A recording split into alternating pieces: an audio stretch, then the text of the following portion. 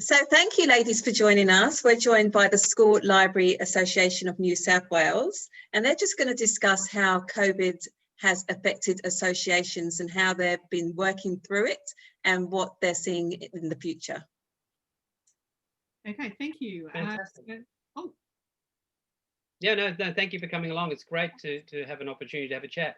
I guess one of the things I'm sure that members would like to know is, over the past 6-7 months, what sort of things have you had to do in terms of morphing and adapting to the unusual circumstances we're in for your members?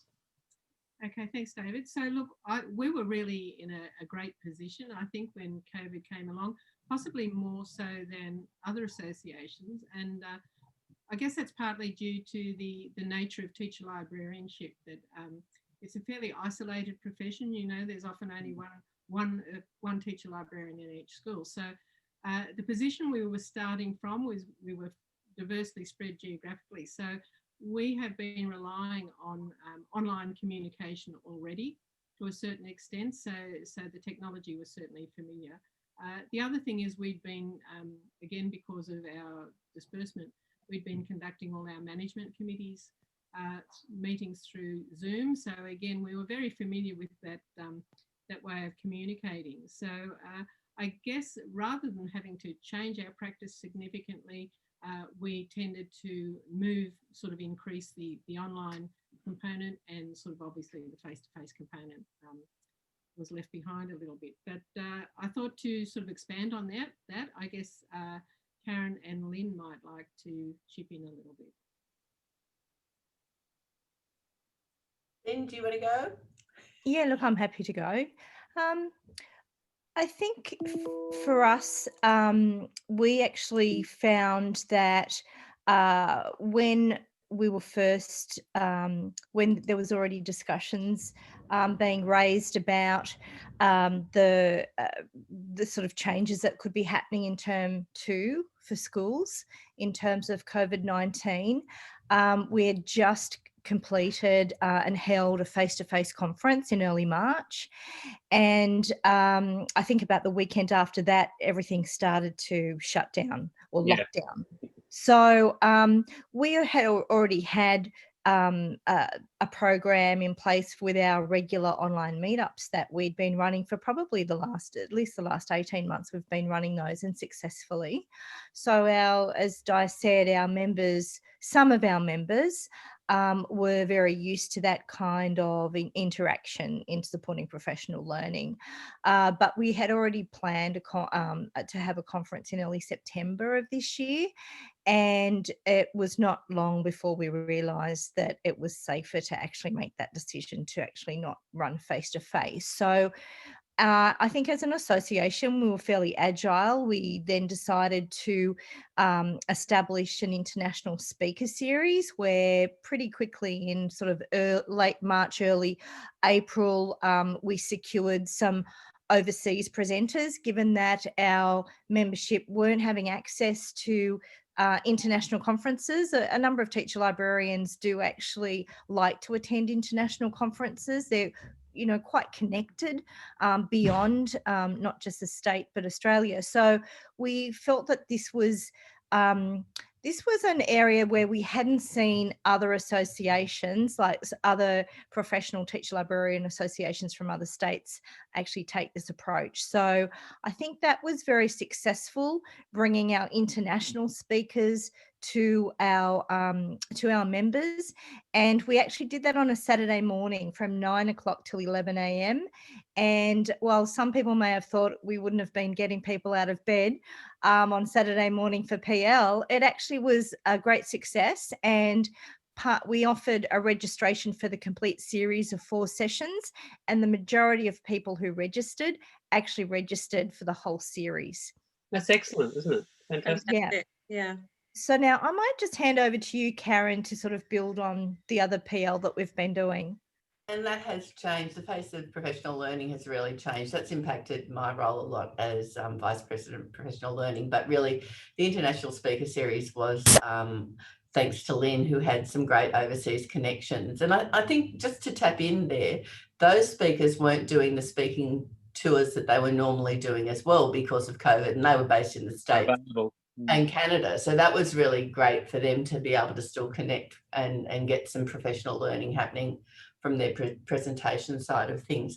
What we've done in terms of within the state, we've actually last night just had a joint professional online learning session with the School Library Association of Victoria. So that's another first, where we've been able to offer, we had a speaker from Queensland, a speaker from South Australia, and a speaker from Victoria, and the two associations combined to run a session on disaster preparedness, knowing that that's coming up, but having to plan for multiple disasters rather than just one happening to us. And that was a really successful session. So I think our infrastructure has helped us really build more on using Zoom, connecting with other people, thinking about outside the state as well as outside the country, as Lynn's offered. So that's been really great. We're now thinking about a different model moving to next year with our professional learning, where we were hopeful that our next March conference might go ahead face-to-face, but we've changed our plan. So we're looking at a mini face-to-face for people who do want to attend a conference, but we'll still stream our keynote speakers around the state, and we'll offer workshops that are scaffolded by our management committee to send out to people to run workshops either through Zoom, or if we can have small satellite conferences in the future, that will probably be our model. So possibly our next September conference will move to mini satellites around the state with small groups of people, knowing that it's unlikely that we'll be able to plan for face-to-face for a long time, knowing that the department said there won't be any funding for travel to face-to-face conferences as well. So that's, you know, moving forward, it's tricky to know what that's going to look like, but we still have people who are still very eager to present for us as well. So that's very positive. Right. I was just going to add one last thing to that. We've had a couple of what we call open online forums. Yes. So they have been where we've invited members to actually, you know, share one slide, basically take a couple of minutes just to share what they've been doing to cope with the restrictions of COVID. So people have been really keen to see what other people have been doing, again, because they're mostly working in isolation. So that's also been, they've been really well attended. And in fact, Zoom's really facilitated that because of the chat function. We've been able to then provide on our website a really rich dialogue that happened during the presentation by using the chat as well. And to pick up as well, another point is we've also offered online marketplace forums. So when there are all the offers happening for a lot of vendors, we're offering special offers during COVID, extending free trials, etc. We had 2 sessions where we allowed vendors to present online, talk to our members directly about special offers that they could take advantage of through their membership with us. So that was really valuable as well. And we've actually built some really great relationships with vendors as a result of that, that's continued with the association. Brilliant. Brilliant.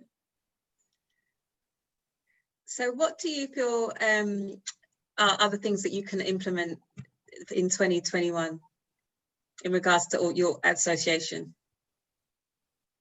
Well, I generally, I think COVID has sort of opened the doors and pushed us to be a little bit more creative, so that and innovative. So I think we've seen the benefits of you know, some of these online offerings, and as Karen said, we really morphed, I guess, the online thing into a different conference arrangement next year that may well prove so successful that we keep it as that. I mean, to reduce travel costs and all those sorts of things. So I guess that's certainly one way that we will look to 2021. And do you also think that it's by the nature of the way you've done things, that's opened up more of a dialogue with regional remote as well? Yes, that's been certainly trying to provide professional learning and really trying to connect with teacher librarians in our regions has really been one of our priorities of the association. And so I think with the online offerings that we've provided with COVID, it's pretty well put everyone on a level playing field, which I think is probably the first time that our regional members have really felt that they're getting access to exactly the same PL that their metro colleagues are. So I think that's definitely provided is starting to help, I think, as an association consolidate that. I still think we have what I would call like a core set of members who are registering for most professional learning. Our regular online meetups that we provide for members are free. We don't charge them any extra. Okay, so really, there's really no excuse why a member wouldn't want to be attending, given it's actually not costing them extra money for certain online meetups. It's the other conference formats and the international speaker series, obviously, where we have costs in terms of speakers and so on that we need to cover that. So I think that probably in 2021, we just need to look at other ways of just trying to encourage more regional members to engage on a regular basis, and also expand our regional membership, because it looks like next year we may not be doing the kind of face-to-face regional outreach, which was one idea that we had actually been discussing earlier on. One of the structural changes that we've looked at to try and incorporate more regional members as well is creating subcommittees that, rather than just having a management committee structure, we've also now have a subcommittee structure, which might allow more regional members to participate in the association at some level without necessarily committing to full management committee time and effort type roles. And so that, I'm hoping certainly from a professional learning subcommittee, that it means we might be able to have a representative from all of our different districts in the state represented as well, so that they can then feed in what they'd like to see in terms of professional learning at a regional level. Well, that's a great value space for a member to be in too, isn't it? That they feel as though they're valued and can contribute at that level, where prior to this they may not have been able to because they couldn't attend, or felt that no one really wanted to listen to them. Yeah. Because, you know, I work at a small school as opposed to a big city school. So I think it's a wonderful value proposition for members to actually have that voice, and for association to be more blended across the entire region, which is great. Any final comments, ladies, that you want to share?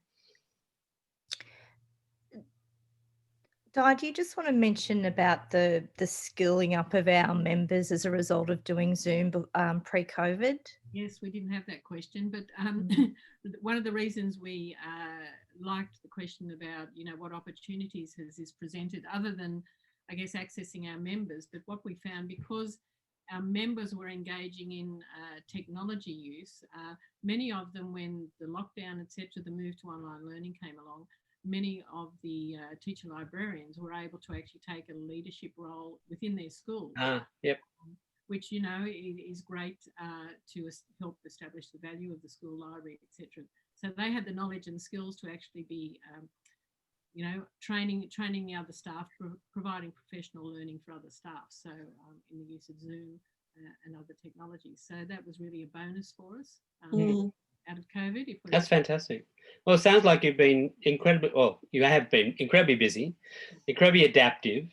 And of course, as we all know, you've all got full-time jobs, and you've done this on the side with obviously quite a strong committee, which I think is also a great place to be. So, you know, I really, on my behalf, thank you so much for sharing an insight. And I know that associations will take some takeaway from this. And we wish you all the absolute very best. We're here to help for 2021 as well.